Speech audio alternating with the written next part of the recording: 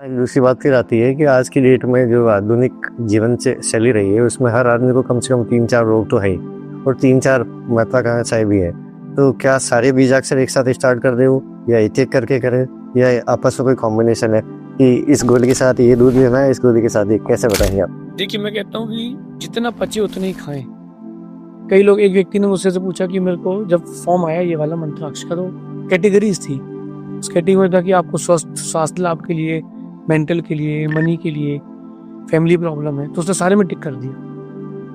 तो मेरे पास आके कहता है मैं सब में टिक किया है, मुझे सब प्रॉब्लम है, तो ठीक ही नहीं हो पाएगा। एक ही करके चीजें ठीक होती है, एक साथ अपन सभी चीजें नहीं खा लेते, क्रम क्रम से ही खाते हैं। दूध के ऊपर नमक खाओगे सफेद दाग हो जाए। तो बीजाक्षर जो है वो एक ही करके ध्यान करें, क्राइटेरिया से करें।